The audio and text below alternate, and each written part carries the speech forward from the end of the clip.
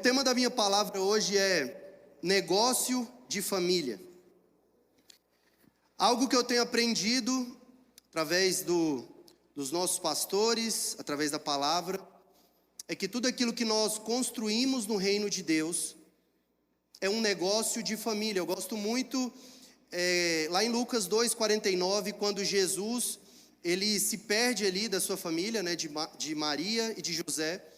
Maria e José procura Jesus, encontra Jesus e fala: meu filho, você se perdeu de nós, o que está acontecendo? E aí Jesus vira para eles e fala algo interessante. Ele fala assim: vocês não sabiam que eu devo cuidar dos negócios do meu pai? Então Jesus, quando ele esteve na terra, ele entendia que ele estava cuidando dos negócios do seu pai. E a gente aprende pelo menos duas coisas aqui com esse texto.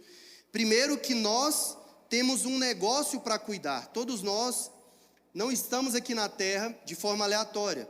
Nós não viemos aqui simplesmente para receber de Deus, mas para cuidar dos negócios dele. Existe uma missão para nós como igreja, e essa missão é uma missão de família. Então nós entendemos que existem negócios para a gente cuidar.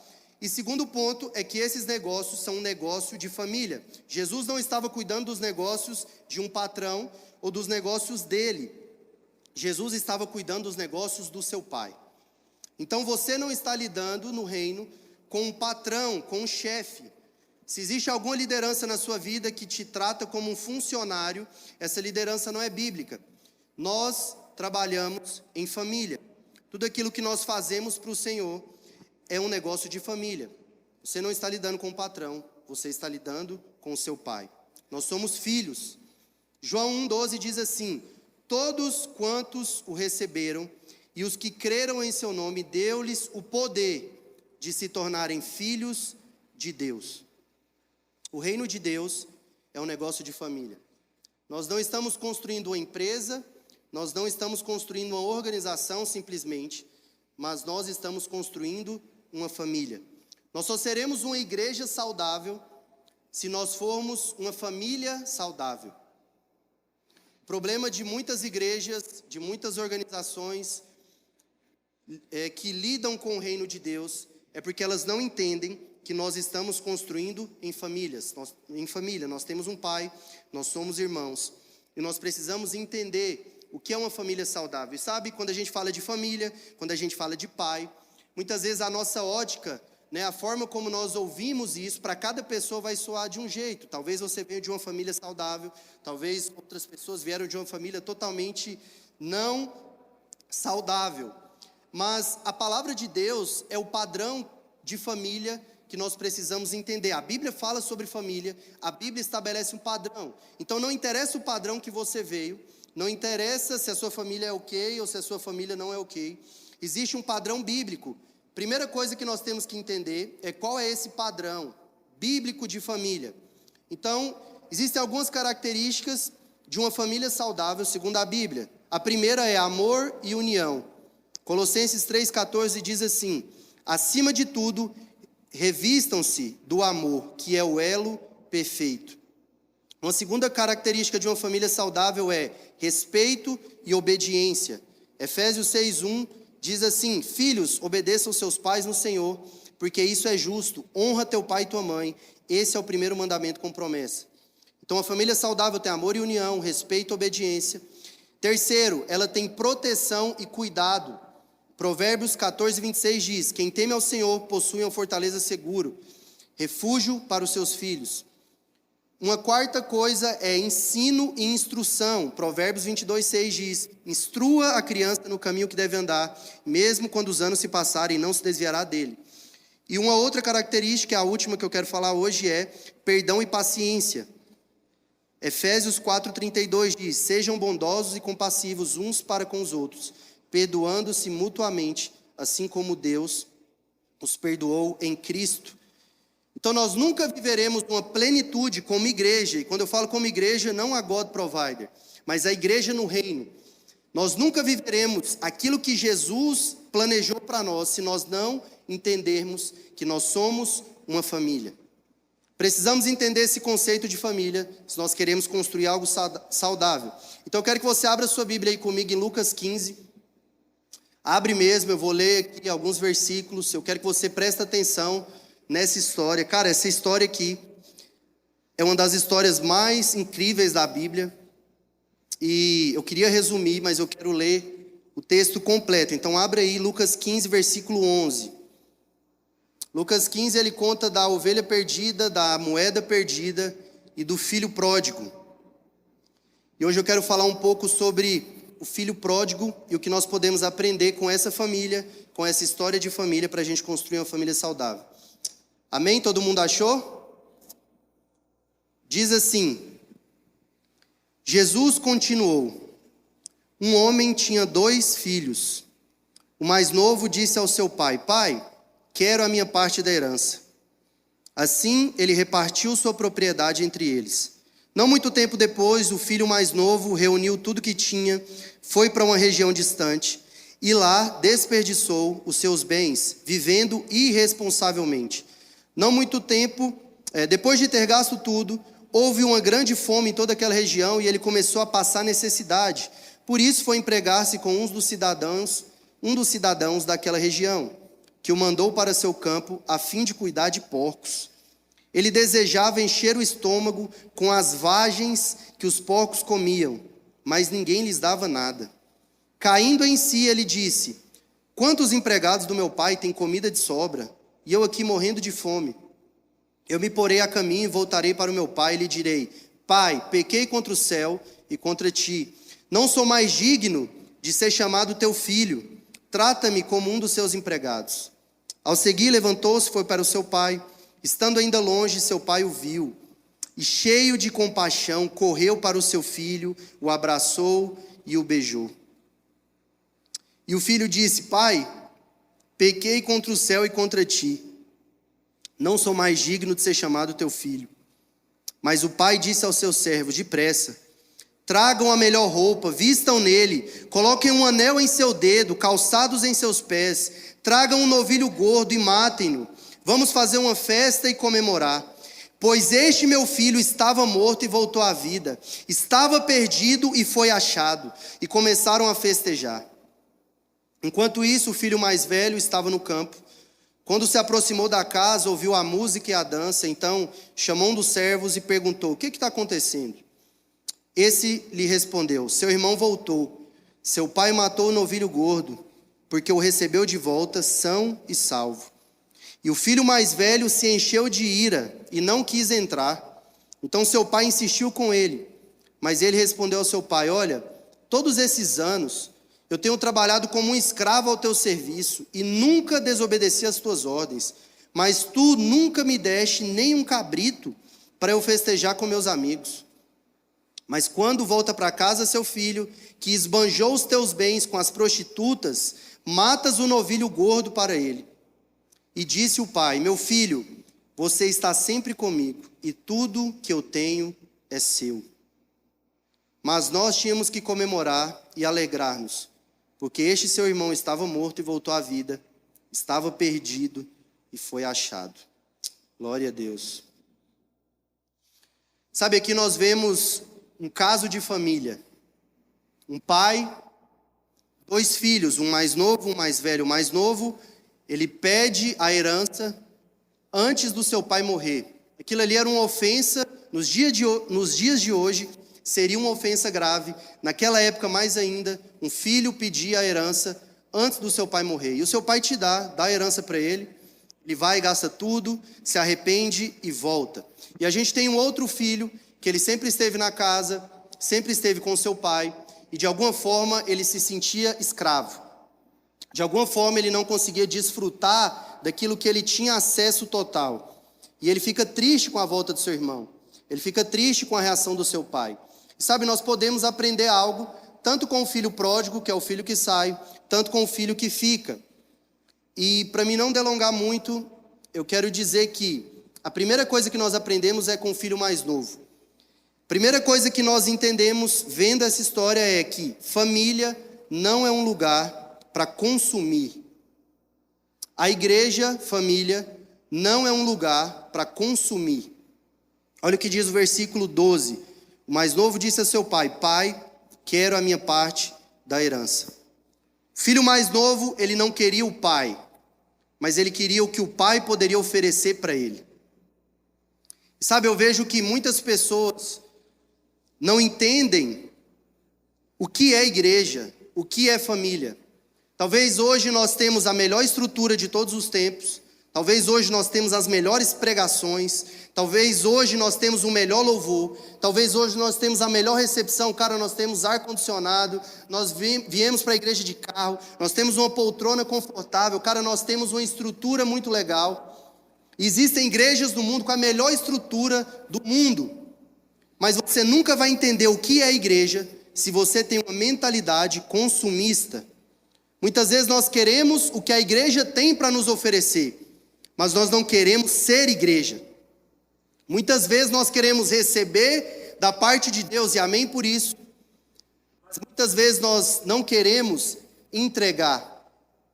E essa mentalidade de consumo era a mentalidade do filho pródigo. Eu quero a herança do meu pai, eu quero as bênçãos que meu pai pode me oferecer, eu quero o dinheiro que ele tem, e eu quero gastar da minha própria maneira. Sabe, talvez você tenha sonhos, você tem desejos, e você olha para o seu pai celestial e vê, cara, Jesus, ele pode me prosperar, Jesus, ele pode me conectar com pessoas e eu fazer um network. Sabe, a igreja é um lugar poderoso para network. A igreja é onde um assalariado mínimo, um cara que ganha um salário mínimo, prega para um cara que ganha 100 salários mínimos. A igreja é um lugar onde a pessoa mais humilde, mais pobre, senta ao lado de pessoas milionárias. A igreja é ótima para network. O filho pródigo, ele queria o que o pai tinha a oferecer, mas ele não queria o pai. E se você não entender que mais importante do que a herança é o pai, você nunca vai entender o que é igreja. Você nunca vai entender o que é família. Eu vejo que as pessoas hoje querem tudo pronto. É muito mais cômodo para mim, cara, chegar aqui e falar, cara, essa igreja está cheia de problemas. Essa família tem vários problemas. Vou procurar uma família que está tudo ok. Vou procurar um lugar onde já está tudo estruturado. Vou procurar um lugar que está tudo perfeito, que está tudo top. Vai ser mais fácil para mim, eu vou lá, sento no meu banco, consumo o meu culto, o pastor vai liberar uma palavra, eu vou receber, sabe, minha segunda-feira vai ser bênção, amém por isso. Eu vejo que existem estações na nossa vida e fases, mas um verdadeiro filho, ele não quer o que o pai tem, ele quer o pai. E ele começa a perguntar, pai, o que o Senhor quer que eu faça? Pai, o que o Senhor tem para mim? Pai, aonde o Senhor quer me levar? Eu quero te servir, eu quero estar com você. As suas bênçãos, glória a Deus, eu amo. Cara, eu fico imaginando o filho que nasce, filho do Neymar, filho do Cristiano Ronaldo. Quem nunca, né? Quem nunca se questionou, pai, por que eu não nasci nos Estados Unidos? Né? Por que eu não sou filho do Neymar? Por que eu não sou filho do Messi? Já ia nascer tudo pronto. Mas sabe, eu vim de uma família humilde. E eu olho para o meu pai, cara, de verdade, eu não espero que ele me dê nada. Eu não preciso que meu pai me dê nada. Eu preciso somente dele. Coisa mais poderosa que meu pai pode me dar é a presença dele. Coisa mais poderosa que meu pai pode me dar é os conselhos dele. A coisa mais poderosa que meu pai pode me dar é ser um pai presente. E deixa eu te falar, Deus é um bom pai. Talvez você não teve um pai bom. Eu, graças a Deus, tive, eu sou muito grato por isso, a minha família é maravilhosa. Mas se você não teve um pai terreno, saiba que você tem um pai celestial, e todo o conceito que você tem de paternidade pode estar deturpado. Até eu que tenho um pai que eu considero bom, ele não é tão bom quanto o meu pai celestial. E quando eu entendo que eu tenho um pai, que ele pode me dar coisas, mas o foco não é as coisas que ele me dá, mas estar com ele, eu começo a ter uma mentalidade saudável de família. Um lugar onde você só quer o que a outra pessoa tem a oferecer nunca vai ser um lugar saudável. Uma relação onde você espera algo em troca, e é por isso que muitos relacionamentos não dão certo. Eu quero me casar com uma pessoa porque ela tem algo a me oferecer. Eu quero me casar com aquela pessoa porque ela vai suprir a minha carência. Ou eu quero casar com esse cara porque ele é bem financeiramente, ou vice-versa. Se você for com essa mentalidade, qualquer tipo de relacionamento não vai dar certo. Porque mais importante do que as pessoas têm a oferecer é o que elas são. O seu pai é um bom pai. E deixa eu te falar, ele vai te dar muitas coisas. Deus já me abençoou de tantas formas. O problema não é a bênção. Deus quer nos abençoar, Ele vai nos abençoar. Ele já nos abençoou. Só que se nós nos movermos em direção às bênçãos, cara, nós nunca vamos entender o que é ter um pai. Esse filho, ele pega a herança, ele sai, e ele entende que a herança sem o pai não tem nenhum valor. A bênção sem o pai não tem nenhum valor. O que nós mais vemos hoje são pessoas prósperas financeiramente com depressão. Pessoas que alcançaram o auge profissional querendo tirar sua própria vida. Cara, é tão óbvio, é tão nítido, mas nós temos algo em nós que nós queremos consumir, nós queremos algo em troca. Sabe, eu vou vir para essa igreja, o que essa igreja pode me dar em troca? Eu vou me conectar com esse cara aqui, o que ele pode me dar em troca? O que eu vou ganhar com isso? E nós acabamos vivendo essa mentalidade de consumismo. Eu acho interessante algo. Não existe padrão, isso não é uma regra. Mas eu percebo que casais que se casam, quando os dois não têm nada e eles constroem juntos, eles são um casal bem mais forte. Sabe, isso não é um padrão. Você pode se casar, dois casais, tem a sua casa, tem tudo, ok, amém, pode dar certo, vai dar certo, glória a Deus. Pode casar dois quebrados também, não dá certo, entende? Mas eu percebo isso, eu mesmo, quando eu casei com a minha esposa, cara, a gente não tinha nada. Hoje a gente também tem pouca coisa. Mas, cara, eu casei com ela, eu tinha uma motinha, né? O pai dela ainda chegou pra mim e falou assim, cara, minha filha não anda de moto. Eu falei, nossa, e agora, cara? Tava no comecinho do Uber. E, sabe, a gente que se casou na tora, pela fé. E, sabe, cada vitória que a gente conquistou foi algo tão precioso. Eu vejo que quando nós compramos o nosso carro, sabe, foi algo que nós construímos juntos. Quando nós compramos os nossos móveis, sabe, cada vitória, cada coisa pequena, a gente construiu junto. E aquilo gera um elo entre nós muito poderoso, um senso de construção. Muito mais poderoso, cara, que você chegar num lugar pronto, é você chegar no início e construir junto. Talvez hoje aqui o Impulse tem uma média de 100 pessoas, amém. Cara, pensa você chegar aqui e falar, eu quero ver o Impulse com 1000 pessoas. Eu quero ver o Impulse, essa igreja lotada. Eu quero ver o Impulse quando era lá só o Amoedo lá pregando, uma galerinha do louvor, e agora eles estão pregando fora, eles estão pregando em estádio, sabe? Hoje a gente fez um evento num teatro e eu estava lá desde o começo, cara, isso é muito poderoso. E não somente a nível de igreja, cara. Você chega em uma empresa que ela está totalmente quebrada, você resolve um problema, você constrói junto, você gera uma autoridade sobre aquilo, e isso é muito prazeroso. Nós precisamos entender que nós não podemos ter uma mentalidade consumista, mas uma mentalidade de construção, de construir, de fazer parte. Muito mais poderoso que a herança que seu pai pode te dar é a presença dele. Eu acho interessante que a igreja é um lugar para adorar ao Senhor. E a palavra adoração na Bíblia, a primeira vez que ela aparece é em Gênesis 22, quando Abraão vai sacrificar o seu filho Isaque. Deus promete um filho para Abraão, Abraão estava lá, não estava pedindo nada, mas ele tinha um sonho de ter um filho, Deus promete, Deus dá, depois Deus fala, Abraão, agora você vai sacrificar ele para mim. Quando Abraão está indo para o monte sacrificar Isaque, ele fala, eu e o menino vamos subir e adorar o Senhor e vamos voltar. A primeira vez que a palavra adoração aparece na Bíblia é nesse texto, em Gênesis 22. E eu fiquei me perguntando, será que antes de Gênesis 22 não tinha adoração? Como que Adão adorava? Como que era a adoração de Adão? Não existe nenhuma vez antes de Abraão, antes do pecado, a palavra adoração. E eu comecei a me perguntar, será que a adoração foi só depois do pecado? Mas é óbvio que não, porque a palavra diz que os anjos adoravam o Senhor, a palavra diz que Satanás, ele caiu do céu porque ele queria adoração, então a adoração já existia. Em Gênesis 22, a adoração era um sacrifício. Mas como era adorar em Adão? Qual que é o padrão original de Deus de adoração? E algo que Deus ministrou ao meu coração era que Adão adorava a Deus sendo um filho obediente. A maneira que Adão adorava ao Senhor era sendo um filho obediente. E cara, eu tenho um filho de 2 anos, vai fazer 3 anos agora. E eu comecei a meditar sobre isso.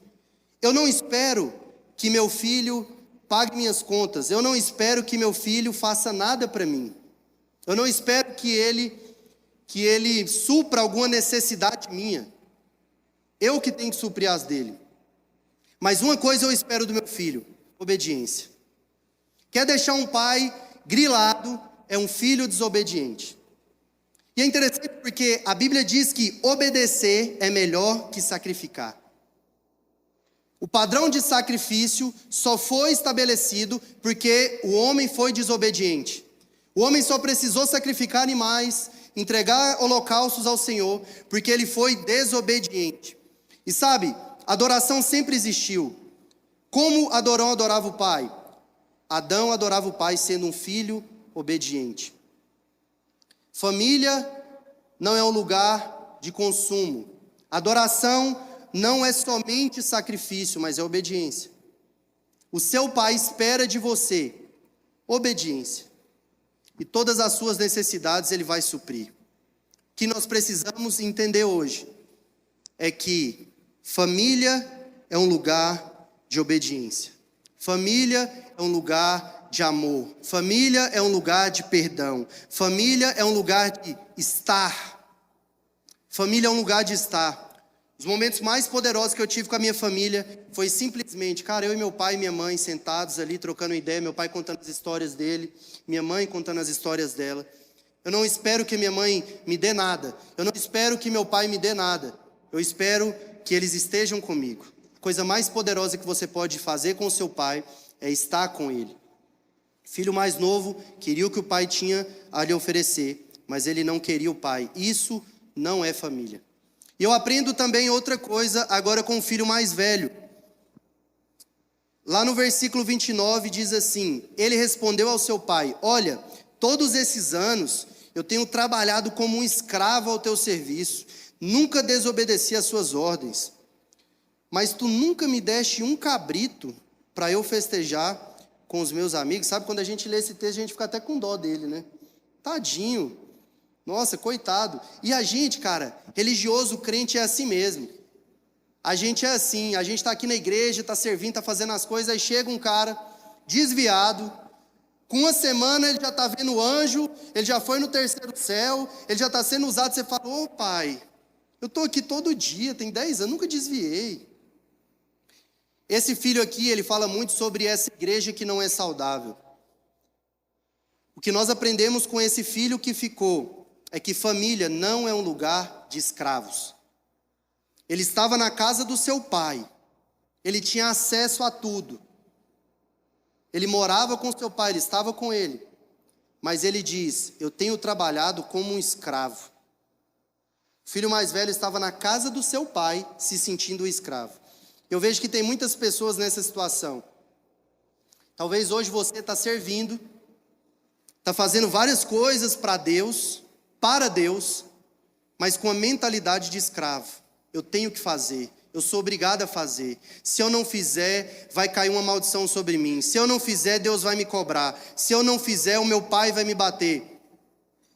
Se você tem servido ao seu pai, se você está na casa do seu pai com a mentalidade de escravo, você não faz parte de uma família saudável, você não faz parte de um ambiente saudável, você não faz parte do padrão bíblico de família. Como família, nós não somos escravos, nós trabalhamos no negócio do nosso pai. Nós não trabalhamos no negócio do nosso patrão, nós trabalhamos nos negócios do nosso pai. E como filhos, nós não fazemos para Deus, nós não fazemos para o meu pai, nós fazemos com o meu pai. Deus não quer que você faça algo para Ele, Deus quer que você faça com Ele. E talvez você tenha servido muito, cara, você tem feito tantas coisas, mas se você tem feito para Ele e não com Ele, não vale de nada. Ele não recebe, você não recebe, fica essa relação de escravidão, e você não entende que tudo é seu. Tudo é seu. Essa igreja não é dos pastores, essa igreja não é do pastor Adark, não é do Eber, não é do Lucas. Essa igreja é nossa. Essa igreja é do nosso Pai. Deus levanta pessoas para liderar, mas pessoas não são donas do reino. O reino é do nosso Pai. Nós somos irmãos. Como irmãos, tudo é nosso. Tudo é nosso. Deus nos coloca em lugares de servir em certas áreas, mas a nossa mentalidade é, cara, eu estou tocando a bateria, eu estou tocando para o meu pai. Eu faço parte do reino de Deus, tocando bateria. Cara, eu estou pregando para o meu pai. Cara, eu abri uma igreja, abri um CNPJ, comprei os equipamentos, coloquei lá. Não é minha, é do meu pai. Eu estou servindo com o meu pai, para o meu pai, com os meus irmãos. Isso é uma igreja saudável. Isso é uma igreja com mentalidade de família. Trabalhamos no nosso negócio e não no negócio dos outros. E é interessante porque a empresa, né, quando é do seu patrão, cara, muitas vezes você não cuida da mesma forma, muitas vezes dá o seu horário, você sai correndo, mas quando é sua, cara, você fica até mais tarde. Quando é sua, você fica de cima. Quando é sua, você quer melhorar. Quando é sua, você tem outra ótica, né? Quem é empresário aqui, quem tem empresa sabe. Você não tem horário para entrar, não tem horário para sair. E você tem prazer nisso. Eu vejo grandes pessoas que prosperaram, que têm várias empresas. Os caras ficam até meia-noite trabalhando. Você vai perguntar, nossa, cara, deve ser puxado. Cara, não é puxado, é o meu negócio. É o negócio do meu pai, a empresa é de família, é minha. Ela vai ficar para mim. Deus nos deu a terra como herança. A terra é nossa. Tudo de ruim, cara, que tem no mundo é um problema de liderança. É porque pessoas que tinham aquela propriedade cederam para o mundo. O mundo é nosso, a terra é nossa, o nosso pai nos deu por herança. E nós precisamos nos apoderar disso. Tudo é nosso. Tudo é nosso. Você pode servir ao seu pai com a mentalidade de dono ou com a mentalidade de escravo. Talvez você pode estar fazendo várias coisas. Talvez você pode estar orando com a mentalidade de escravo. Talvez você pode estar lendo a Bíblia com a mentalidade de escravo. Talvez você pode estar fazendo várias coisas com a mentalidade de escravo. Mas Gálatas 4, versículo 7 diz assim: assim você já não é mais escravo, mas filho. E por ser filho, Deus também o fez herdeiro. O herdeiro, ele tem outra ótica. Ele sabe que ele está construindo algo para ele.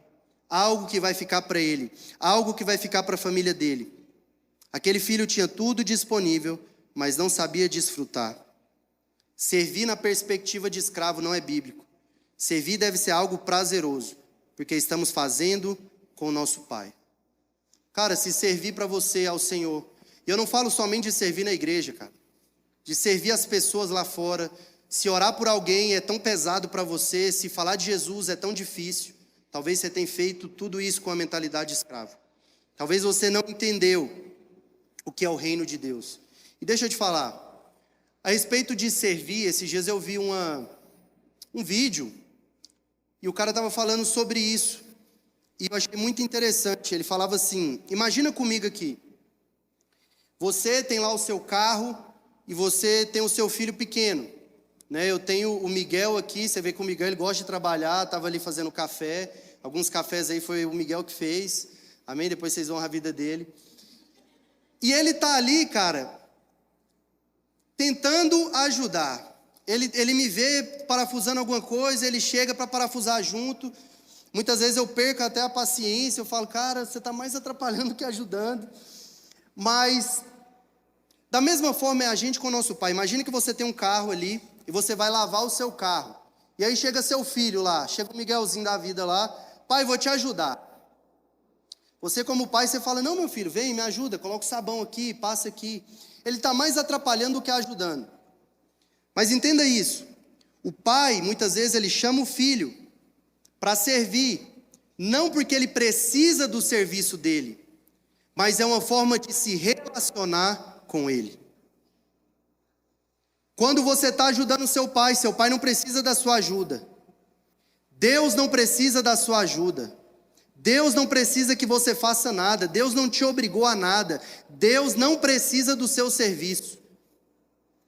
Mas o serviço no reino é uma forma de nós nos relacionarmos com o nosso Pai.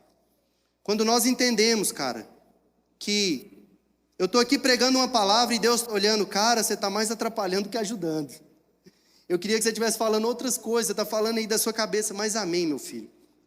Me ajuda aqui, você vai crescer, você vai evoluir, você vai aprender. E vai chegar um momento em que seu filho vai começar a fazer as coisas certas e ele vai começar a ser útil.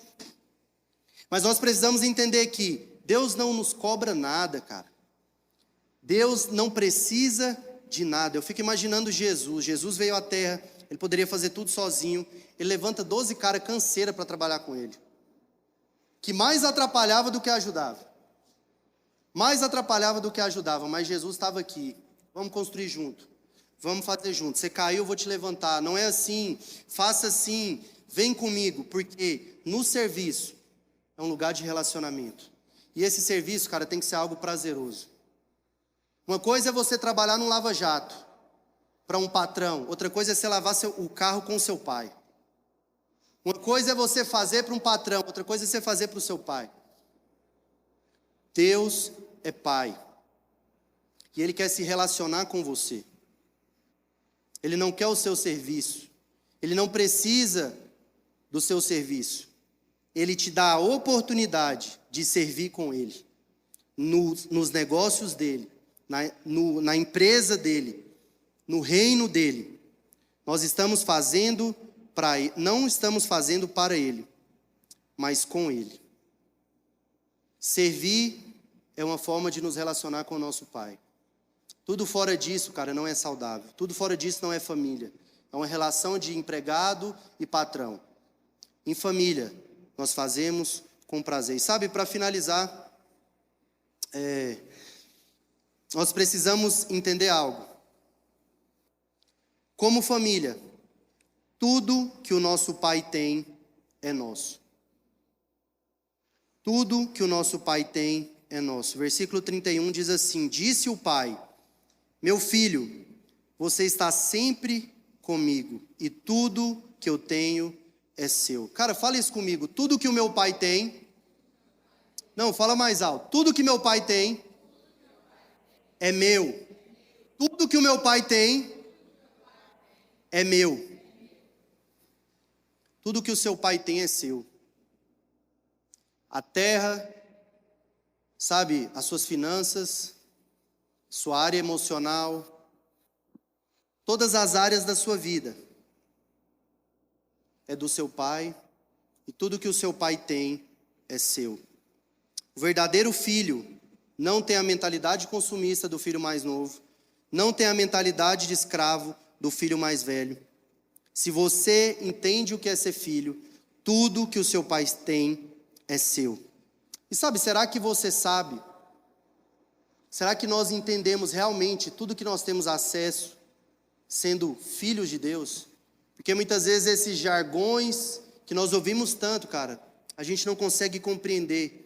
Quando a palavra fala que o Espírito Santo, o mesmo Espírito que ressuscitou Jesus dos mortos, habita em você. Será que você consegue entender a grandeza disso? Tem horas que nós precisamos esquecer das pregações que nós ouvimos e da nossa mentalidade que a gente já criou e das nossas crenças e parar e pensar um pouco. Cara, o Espírito Santo que ressuscitou Jesus dos mortos, que criou a terra, que esteve em todos os momentos da criação, que é o próprio Deus, habita em mim. Quando Jesus fala, quando Deus fala, você é meu filho, será que você consegue entender o tamanho disso? Será que você consegue compreender? Cara, pensa um pouco. Deus é meu pai. Eu não trabalho para o meu pai porque ele me obriga. Eu não faço nada para o meu pai porque eu tenho que fazer. Eu faço porque eu amo ele. Como filho, Deus nos deu acesso direto a ele.